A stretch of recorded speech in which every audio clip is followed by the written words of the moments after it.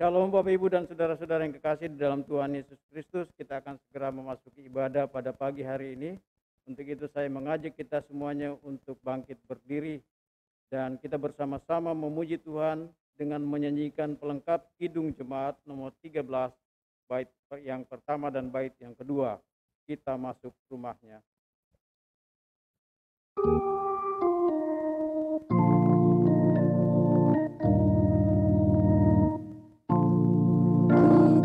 Masuk rumahnya, berkumpul menyembah kepadanya.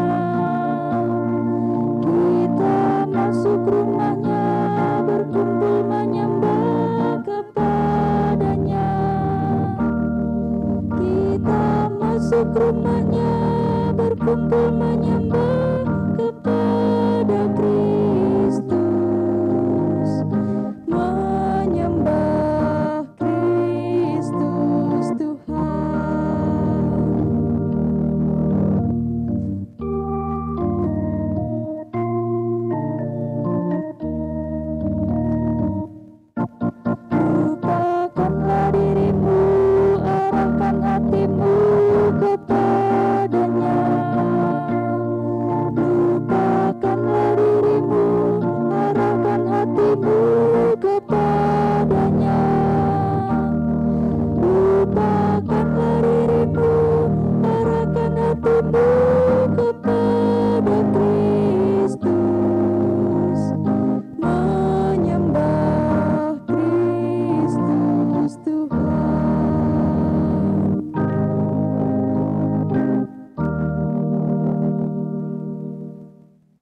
yang dikasihi Tuhan, kita berkumpul dan bersekutu di sini dalam nama Allah Bapa dan Anaknya Tuhan Yesus Kristus dan di dalam kuasa Roh Kudus.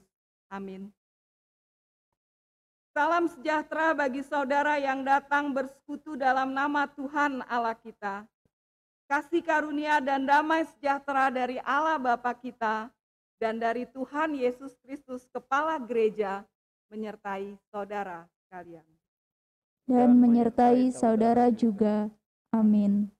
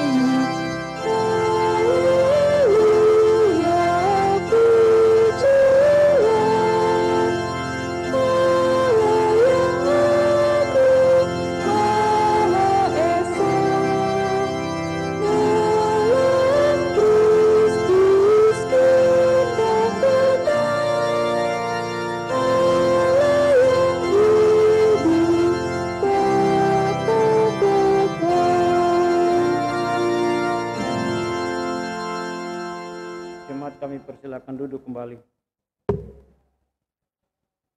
Kita masuk dalam pengakuan dosa. Tuhan Allah di dalam firman-Nya berkata, "Karena itu sadarlah dan bertobatlah, supaya dosamu dihapuskan. Baiklah kita berpaling kembali kepada jalan-Nya, sebab Dia adalah Allah yang setia, mengasihi dan memberi pengampunan."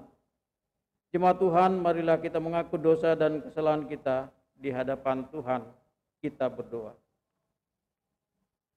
Bapa kami yang di surga, terpujilah nama-Mu di dalam nama Tuhan kami Yesus Kristus yang telah menyediakan bagi kami anugerah kehidupan dan keselamatan yang kekal. Kami mengaku bahwa seringkali kami tidak mampu hidup seturut kehendak-Mu. Pikiran, perkataan, dan perbuatan kami seringkali tidak mencerminkan kasih Tuhan. Kami seringkali gagal untuk melakukan apa yang Engkau ajarkan kepada kami melalui firman-Mu. Ampuni dan kasihanilah kami, umat yang berdosa ini ya Bapa. Kami mohon di dalam nama Tuhan kami Yesus Kristus, penebus dan juru selamat kami yang hidup, kami berdoa. Amin.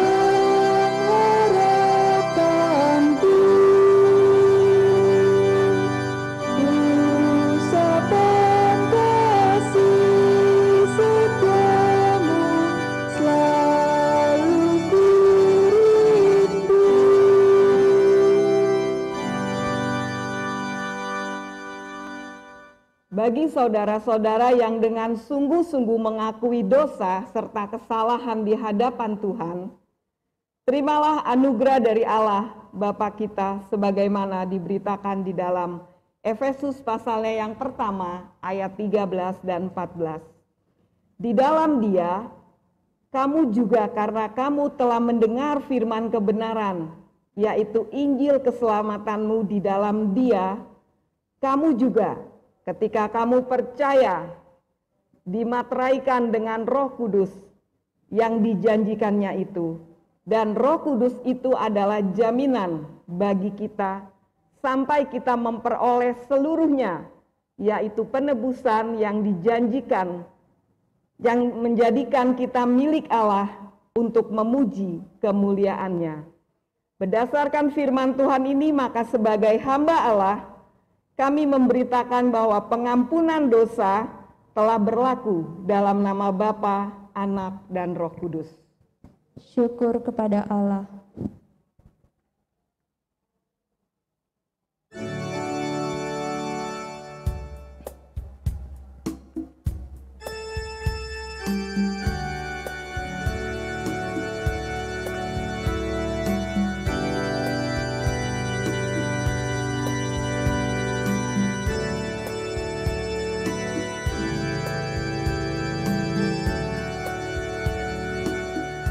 Kasih setia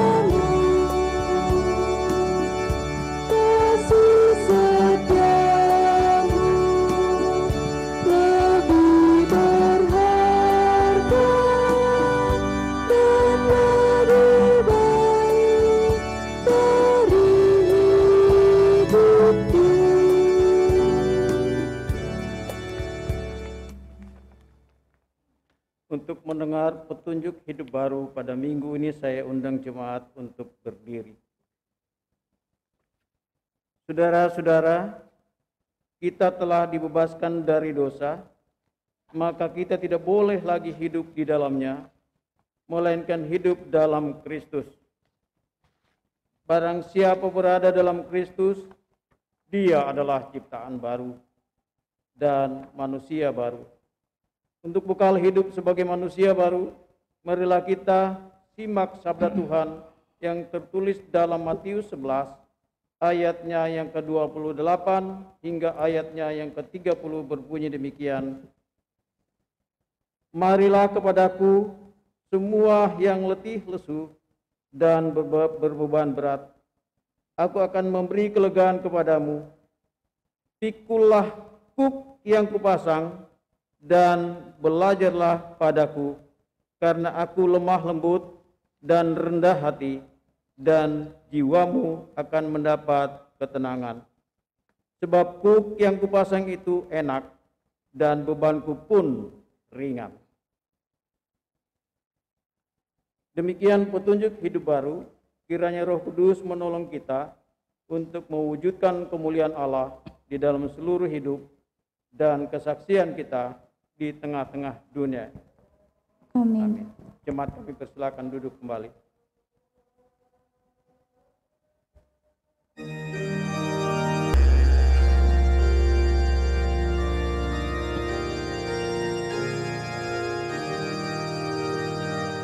Sabdamu abadi, sungguh kami yang mengikutinya,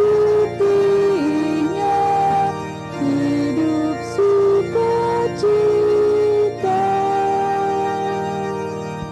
Di tengah ancaman sepenuh harapan, sumber penghiburan, kabar keselamatan.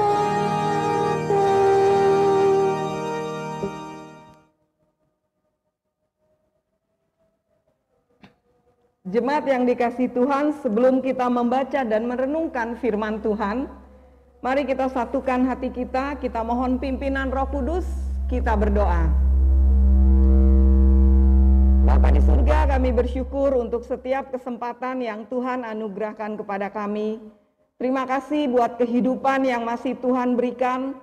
Kami tahu Tuhan punya rencana yang indah bagi kehidupan kami, dan biarlah rasa syukur itu pada pagi hari ini Tuhan, kami bersama-sama dengan jemaat-Mu, Pauk Dasana Indah, menaikkan syukur kepada Tuhan karena pemeliharaan dan kasih setia Tuhan. Kami percaya tidak pernah akan habis kasih setia Tuhan dalam kehidupan kami. Sekalipun berbagai rintangan, kesusahan hidup, bahkan sakit penyakit harus kami alami, tetapi kami tetap ada bersama dengan Tuhan. Dan tangan Tuhan akan terus menaungi dan menjagai kami. Karena itu ya Tuhan, rasa syukur itu pada pagi hari ini kami ungkapkan dalam ibadah kami. Biarlah ibadah ini boleh menyukakan hati Tuhan. Dan ketika kami menyadari bahwa Tuhan juga hadir melalui Roh-Mu yang kudus, biarlah kami juga benar-benar menghormati kehadiran Tuhan. Kami boleh menyerahkan hati, pikiran, dan perasaan kami dalam pimpinan Tuhan. Sehingga ketika kami membaca dan merenungkan firman Tuhan, Roh Kudus menuntun kami untuk mengerti maksud dan rencana Tuhan bagi kehidupan kami. Bersabdalah ya Tuhan, karena kami siap untuk mendengar. Kami siap untuk melakukan firman-Mu. Di dalam nama Tuhan Yesus Kristus kami berdoa. Amin. Jemaat yang dikasihi oleh Tuhan Yesus Kristus, bacaan kita pada pagi hari ini terambil dari Mazmur 123. Mazmur 123. Nyanyian Ziarah. Kepadamu aku melayangkan mataku ya, ya Engkau yang bersemayam di sorga. Lihat, seperti mata para hamba laki-laki memandang kepada tangan tuannya, seperti mata hamba perempuan memandang kepada tangan nyonyanya. Demikianlah mata kita memandang kepada Tuhan Allah kita sampai Ia mengasihi kita. Kasihanilah kami ya Tuhan, kasihanilah kami, sebab kami sudah cukup kenyang dengan penghinaan. Jiwa kami sudah cukup kenyang dengan olok-olokan orang-orang yang merasa aman dengan penghinaan orang-orang sombong. Demikian jauh pembacaan firman Tuhan. Yang berbahagia adalah setiap orang yang mendengar serta mentaati dan tekun melakukan firman dalam kehidupannya sehari-hari. Haleluya.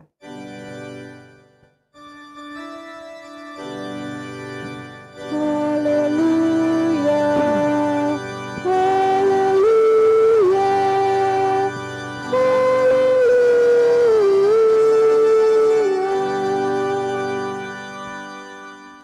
Shalom alahim saudara-saudara yang dikasihi dalam Tuhan Yesus Kristus. Apa kabar? Senang sekali kita bisa berjumpa dalam ibadah pada pagi hari ini. Saudara yang dikasihi oleh Tuhan Yesus Kristus, suatu saat kita tahu yang namanya Mother Teresa atau Ibu Teresa dari Kalkuta, India, yang hampir seluruh hidupnya dia abdikan untuk melayani orang-orang yang tersisih, para kaum marginal, orang-orang miskin yang mungkin tidak sempat dilihat, ditoleh oleh orang-orang lain. Tetapi Mother Teresa atau Ibu Teresa ini menyerahkan dirinya untuk melayani mereka. Luar biasa pelayanan yang dia lakukan. Tidak ada satu orang pun sebenarnya yang tidak mengakui pengabdian yang luar biasa dari hidupnya. Tetapi kita juga menyadari sebaik apapun yang telah dilakukan orang lain, akan ada orang-orang juga yang tidak mengakuinya. Atau kalau pakai istilah sekarang suka menyinyiri apa yang dikerjakan orang lain. Sekali waktu ada orang yang mengatakan begini kepada Ibu Teresa. Dibilang, Ibu telah menghabiskan hampir seluruh hidup Ibu untuk melayani kaum miskin, kaum papah. Tapi tahukah Ibu bahwa masih jauh banyak lagi orang miskin yang terabaikan dan tidak mendapat pelayanan yang baik. Saudara-saudara, kalau saya jadi Ibu Teresa mungkin saya tersinggung. Seolah-olah apa yang saya lakukan tidak dihargai. Tetapi luar biasa, apa kata Ibu Teresa? Dia bilang, anakku, aku dipanggil bukan untuk berhasil, tetapi aku dipanggil untuk mengerjakan tugasku dengan setia. Saudara-saudara yang dikasihi oleh Tuhan Yesus Kristus, kalimat dari Ibu Teresa ini luar biasa. Ketika kita dengar kalimat itu, saya dipanggil bukan untuk berhasil, tetapi saya dipanggil untuk setia mengerjakan pekerjaan yang telah dipercayakan kepada saya. Itulah sebabnya, kalau ukuran sebuah pelayanan keberhasilan, maka saya yakin saudara dan saya tidak akan berhasil. Dan cuma orang-orang sombong yang akan membanggakan keberhasilannya. Tetapi sedikit sekali orang-orang yang setia. Itulah yang dinilai di mata Tuhan. Saudara yang dikasihi oleh Tuhan Yesus Kristus, menarik sekali bacaan Mazmur kita. Kita lihat bahwa pemazmur memakai analogi seorang hamba dan tuan. Pemazmur memfokuskan pandangan hambanya kepada tangan si tuan atau majikannya. Dikatakan di sana bahwa para hamba laki-laki dan hamba perempuan memandang kepada tangan tuannya untuk memohon belas kasihan. Kita tahu di dalam budaya timur pada zaman purba, tangan seorang tuan atau tangan seorang majikan adalah sebuah bahasa yang harus dimengerti oleh para hambanya. Para hamba harus paham tangannya akan mengarah kemana. Ya, biasanya para majikan atau para tuan memakai tangan ini untuk misalnya memanggil si hamba, atau memberi perintah kepada si hamba, atau mungkin mengebaskan tangannya untuk menyuruh hamba itu pergi. Sehingga para hamba harus selalu siap sedia atau dengan seksama memperhatikan kemana arah tangan si tuan itu dalam memberi perintah kepada hamba-hambanya. Artinya saat tuan itu menggerakkan tangannya, maka hambanya yang ada di dekat dia harus mengerti jalan pikiran si tuan tersebut. Oleh karena itu hamba-hamba itu harus memiliki mata yang tertuju kepada tangan si tuannya, sehingga dia bisa memperhatikan gerak tangan si tuan. Apakah memberi perintah, atau menyuruh pergi, atau memanggil, atau sedang memberi perintah apa. Dia tidak boleh lengah dan harus memfokuskan dirinya untuk menerima, mentaati perintah, dan siap melayani. Menarik saudara-saudara. Ya. Ketika analogi ini dipakai, artinya ada 3 hal penting seorang hamba terhadap tuannya. Dia siap menerima perintah, dia siap mentaati perintah, dan siap melayani si tuannya dengan setia.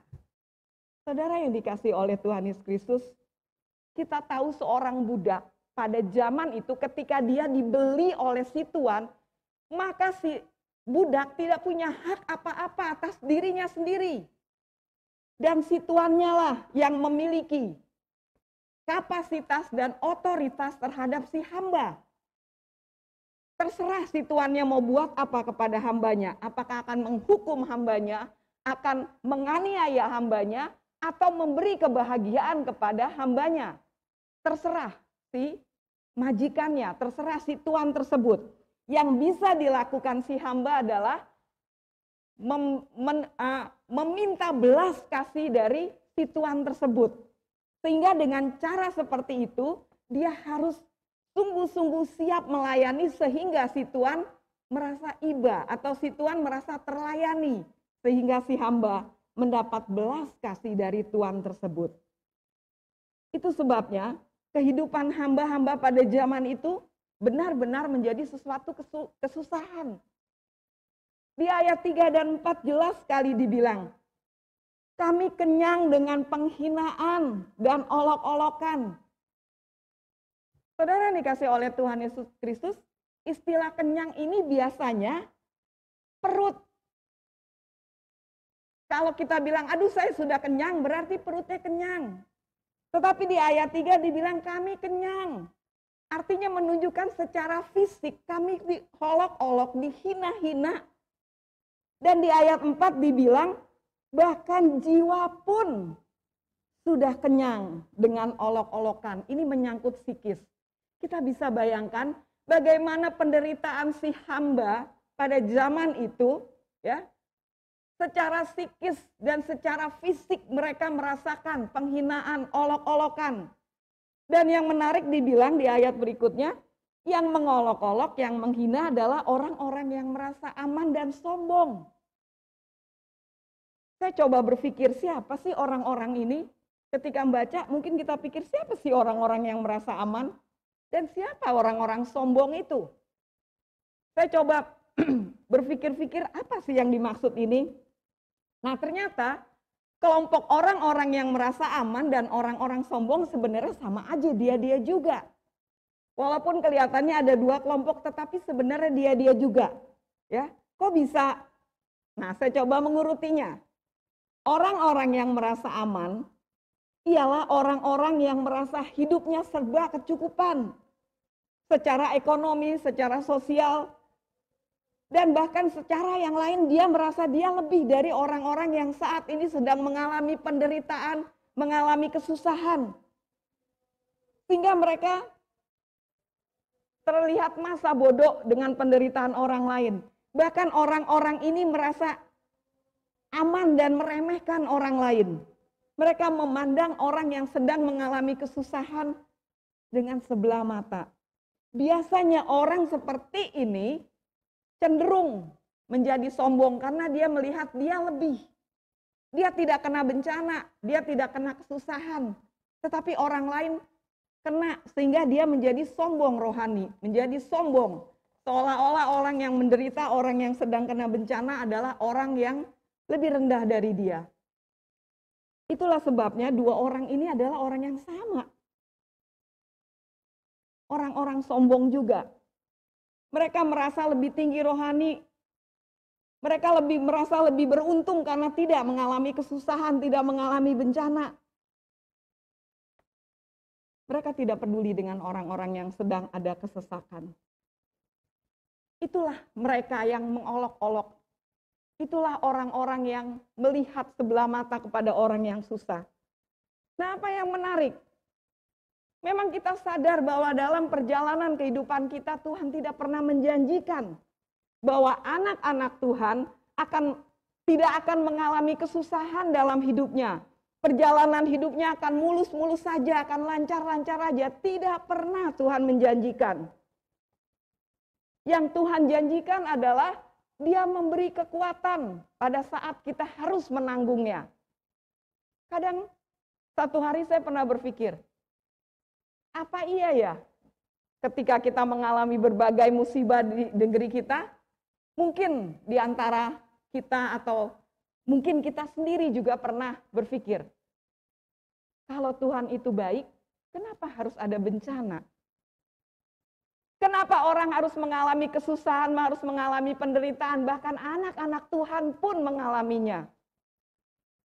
Kalau Tuhan itu gembala yang baik, mengapa harus ada lembah kekelaman dalam kehidupan kita? Tapi pernah nggak kita bertanya, apa sih sebenarnya lembah kekelaman bagi kita? Kalau kita perhatikan, lembah kekelaman itu berarti sebuah kegelapan. Suatu keadaan yang berlawanan dengan kehidupan yang cerah. Satu keadaan yang berlawanan dengan hal-hal yang enak.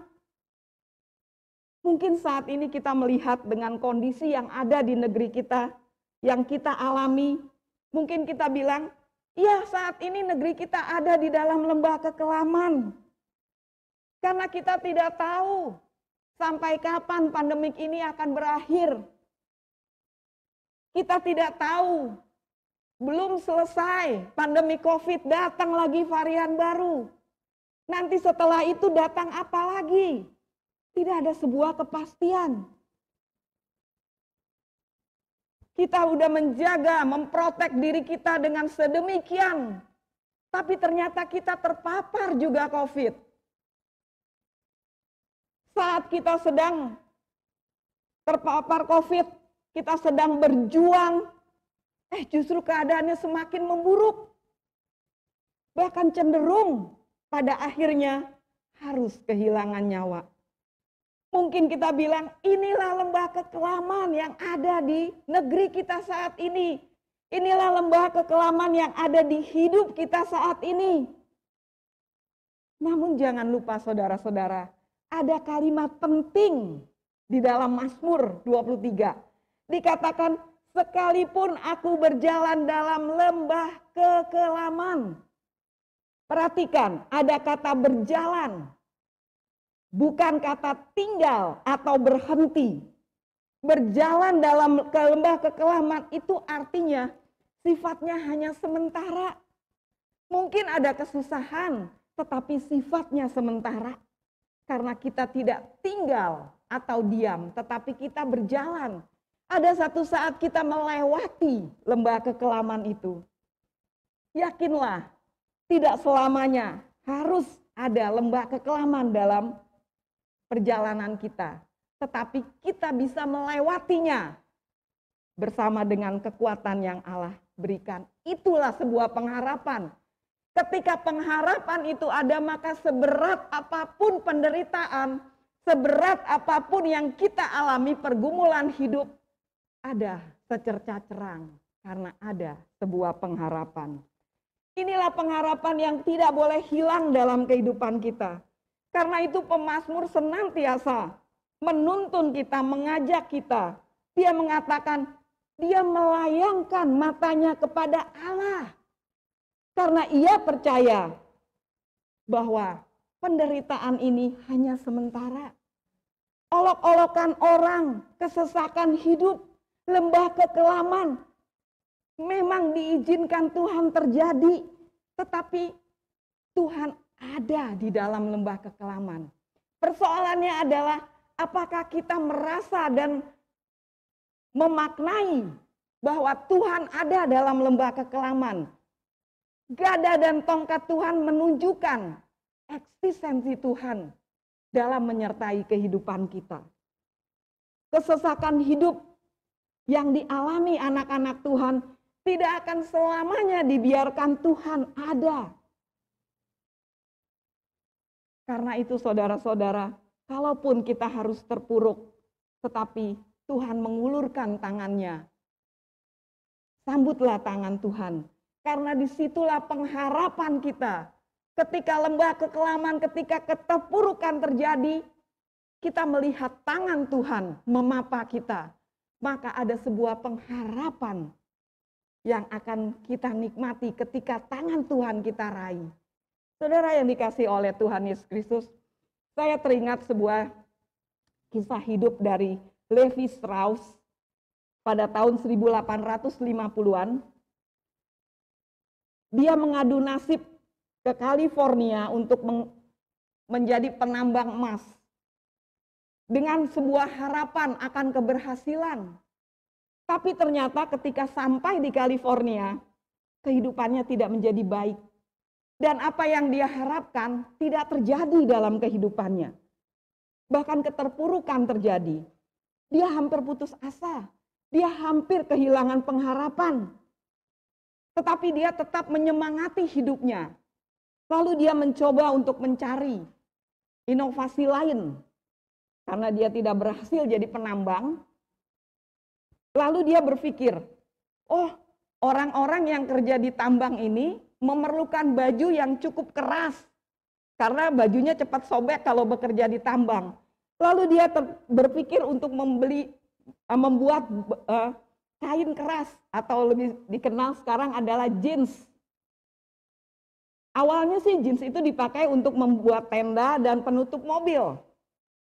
Lalu teman-temannya mengatakan, mengapa kamu tidak membuat bahan jeans ini menjadi celana untuk para penambang? Karena itu sangat membantu mereka. Karena bahan-bahan lain cepat robek. Lalu Strauss mempunyai sebuah pengharapan dengan semangatnya itu. Lalu dia membuat celana untuk para penambang. Dan apa yang terjadi? Hampir seluruh dunia menyukai bahan jeans tersebut. Termasuk kita di Indonesia saat ini. Dari situlah, dari keterpurukan akhirnya dia menemukan inovasi, ada sebuah pengharapan yang terjadi. Dan akhirnya walaupun dia tidak menjadi penambang emas, tetapi dari jualan jeansnya itu, dia bisa menjadi gunung emas dalam kehidupannya.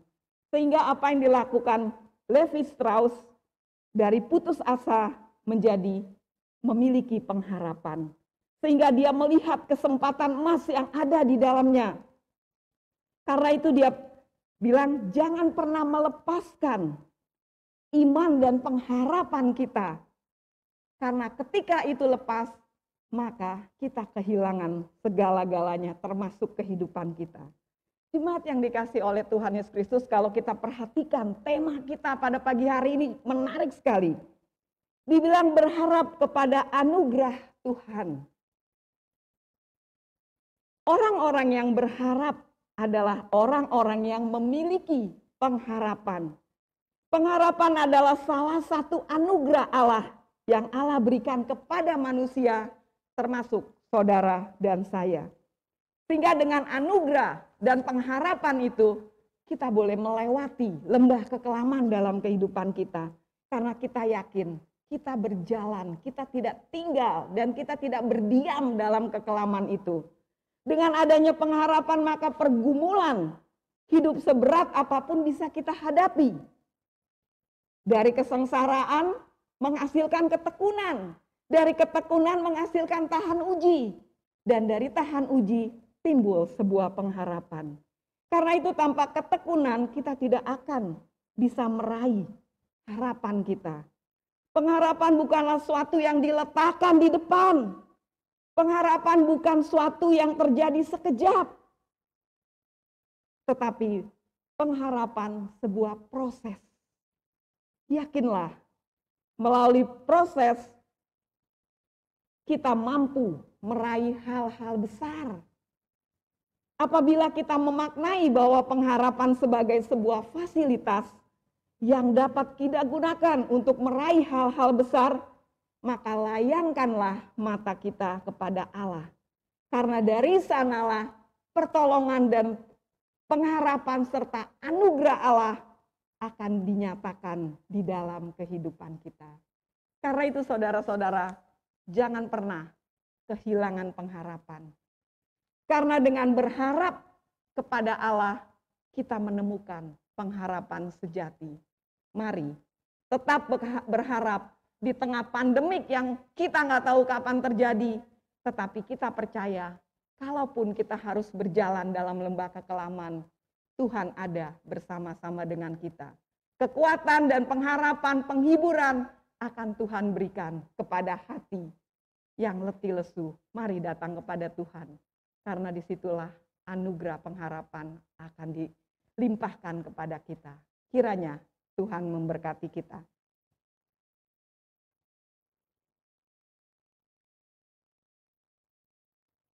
Kita akan menyanyikan lagu NKB 128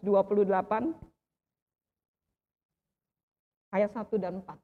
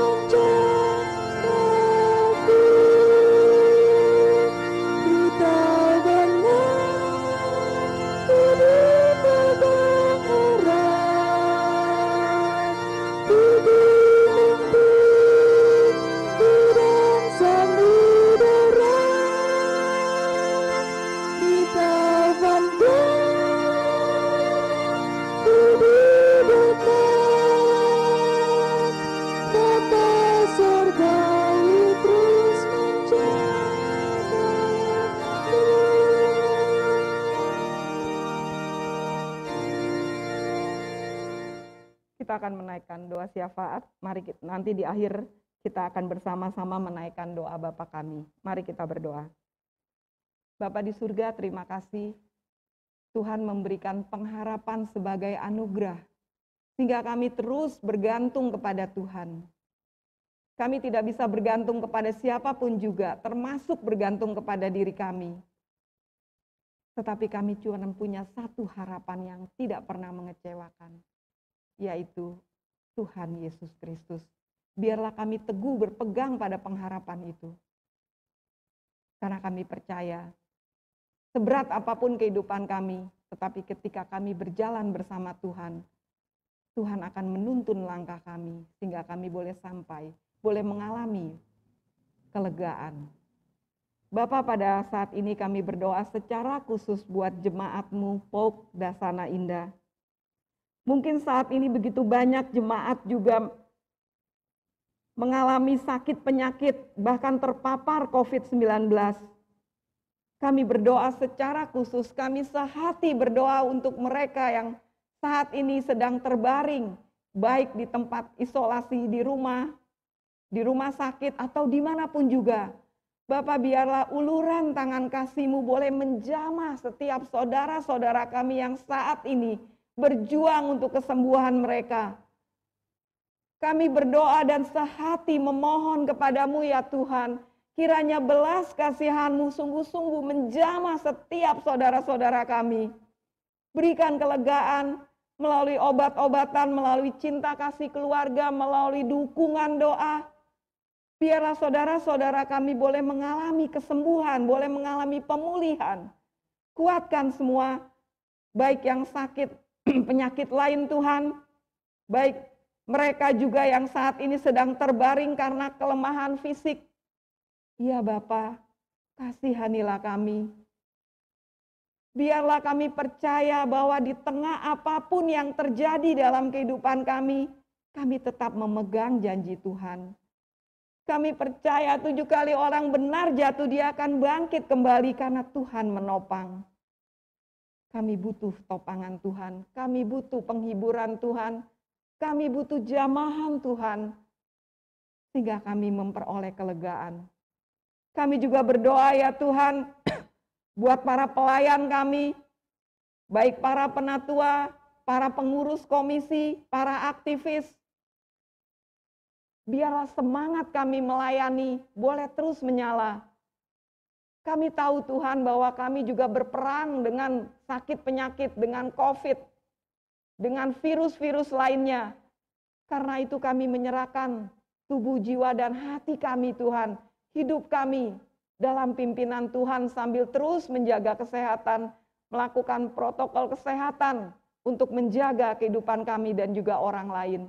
Bapak, biarlah kami juga ikut memutus mata rantai dari penyebaran ini dengan memulai dari diri kami, dari keluarga kami, dari jemaat kami. Sehingga apa yang kami khawatirkan boleh berangsur-angsur sirna. Kami berdoa Tuhan, mungkin saat ini banyak orang-orang kehilangan pengharapan karena musibah yang tidak pernah selesai. Tapi kami percaya, kami berjalan, tidak tinggal dalam lembah kekelaman. Karena itu ingatkan kami semua bahwa ada masa kami akan melewati itu semua karena kami memiliki pengharapan. Kami juga berdoa ya Tuhan untuk saudara-saudara kami yang saat ini mungkin berulang tahun, bahkan ulang tahun pernikahan. Berkati mereka Tuhan dengan bertambahnya usia, biarlah mereka semakin melihat kebaikan, kemurahan, cinta kasih Tuhan yang terus nyata dalam kehidupan saudara-saudara kami. Biarlah damai sejahtera Allah boleh menghibur mereka sehingga mereka juga semakin bijaksana dalam menjalani hidup. Kami berdoa buat anak-anak kami yang saat ini mungkin naik kelas, lulus atau sedang mencari sekolah. Tuhan, kami bersyukur buat semua berkat yang Tuhan berikan. Biarlah mereka mendapat sekolah yang terbaik. Biarlah kejenuhan mereka selama ini belajar boleh terobati karena mereka boleh meraih keberhasilan. Kami berdoa juga Tuhan untuk pemerintah kami yang saat ini sedang berjuang keras untuk memerangi pandemi COVID ini. Kami berdoa buat para medis, buat semua orang yang terkait, yang mengabdikan pelayanan mereka untuk membantu orang lain. Berkati mereka. Biarlah jerih lelah mereka tidak sia-sia. Dan biarlah kami juga membantu mereka untuk tetap menjalani protokol kesehatan. Kami sama-sama menjaga sehingga kami membantu mengambil satu tanggung jawab sebagai gereja, sebagai anak-anak Tuhan di tengah bangsa ini. Kami juga turut mendoakan buat orang-orang yang bekerja di garda terdepan. Biarlah mereka Tuhan beri kesehatan, kekuatan, penghiburan, sehingga mereka boleh dengan sukacita melayani orang-orang yang membutuhkan. Terima kasih ya Tuhan. Kami berdoa buat segala upaya yang dilakukan pemerintah, salah satunya adalah dengan adanya vaksinasi, biarlah kami juga boleh sadar untuk ambil bagian sehingga negeri kami terbebas, lebih cepat menangani pandemik ini. Terima kasih ya Tuhan. Kami juga berdoa buat hamba-hamba Tuhan yang melayani Tuhan, berkati kehidupan mereka, berkati pelayanan mereka, keluarga mereka, sehingga pelayanan mereka boleh mendatangkan berkat bagi banyak orang. Terima kasih ya Tuhan. Kami juga bersyukur di mana Tuhan telah mengajarkan kami berdoa dengan doa yang sangat sempurna. Bapa kami yang ada di surga, kuduskanlah namamu, datanglah kerajaanmu, jadilah kehendak-Mu di bumi seperti di surga. Berilah kami pada hari ini makanan kami yang secukupnya. Ampunilah kami akan kesalahan kami, seperti kami juga mengampuni orang yang bersalah kepada kami. Jangan membawa kami ke dalam pencobaan, tapi lepaskanlah kami daripada yang jahat. Karena Engkau yang punya kerajaan dan kuasa dan kemuliaan sampai selama-lamanya. Amin.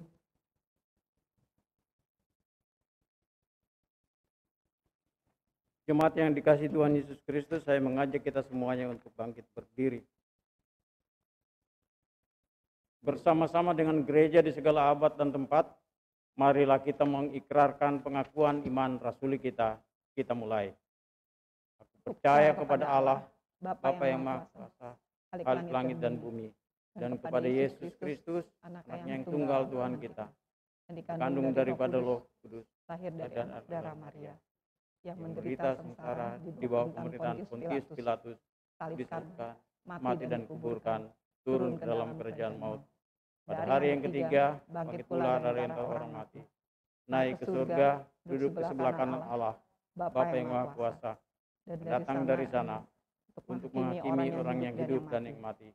Aku percaya kepada Roh Kudus, gereja yang kudus dan am, persekutuan orang kudus, pengampunan dosa, bangkitan daging, dan hidup yang kekal. Amin. Jemaat kami persilakan duduk kembali.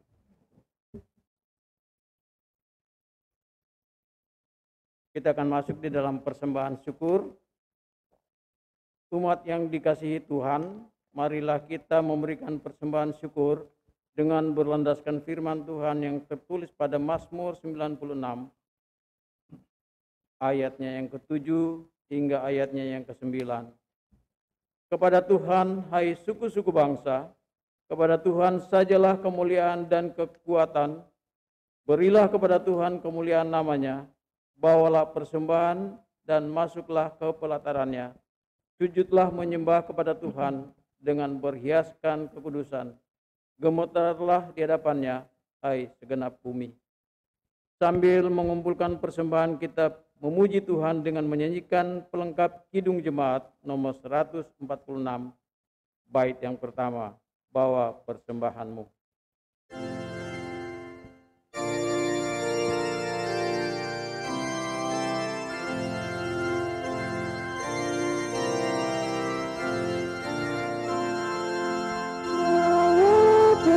Dengan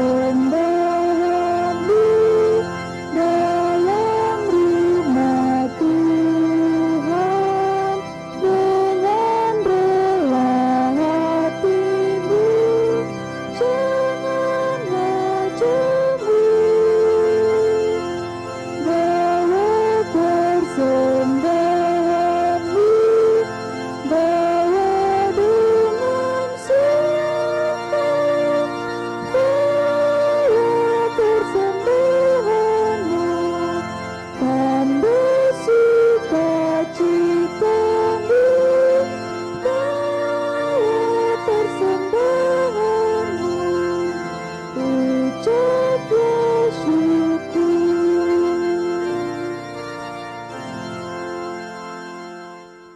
Mari kita doakan persembahan kita. Kita berdoa. Ke dalam tangan-Mu kami serahkan seluruh kehidupan kami di pagi hari ini. Terima kasih ya Tuhan atas pertolongan Tuhan dalam setiap tapak kehidupan kami. Setiap langkah kami melangkah, Engkau tetap melindungi kami hingga saat ini. Terima kasih Tuhan, di dalam setiap gerak langkah hidup kami Engkau sudah memberkati kami, dalam upaya kami, di dalam pekerjaan kami, dan kami sudah menghasilkan buah, kami sudah menghasilkan berkat-berkat yang Engkau curahkan dalam hidup kami. Bagian dari berkat itu ya Tuhan sudah kami persembahkan kepadamu pada pagi hari ini. Kuduskan dan berkati persembahan ini ya Tuhan, agar kami dapat pergunakan, kami dapat pakai untuk kemuliaan nama-Mu di dalam pelayanan kami di Jemaat Gereja Pokok Dasana Indah. Kami, keluarga kami, dan diri kami masing-masing jemaat di Gereja Pokok, Engkau akan memberkati upaya pekerjaan kami masing-masing. Terima kasih Bapa dalam surga. Kami serahkan doa permohonan kami ke dalam tangan kasih-Mu. Dalam nama Tuhan kami Yesus Kristus kami naikkan doa ini. Amin. Saudara-saudara, pengharapan adalah anugerah yang Tuhan berikan. Jangan pernah kehilangan pengharapan. Karena ketika kita kehilangan pengharapan, maka kita tidak menikmati anugerah Tuhan. Jemaat yang dikasihi Tuhan, mari kita bangkit berdiri, kita menyanyikan NKB 201 ayat 1 dan 2 di jalan hidupku.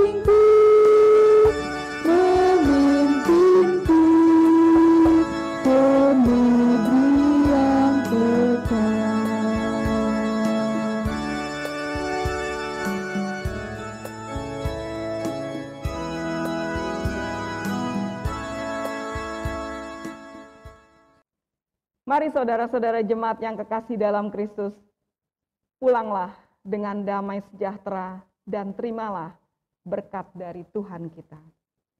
Tuhan memberkati dan melindungi engkau.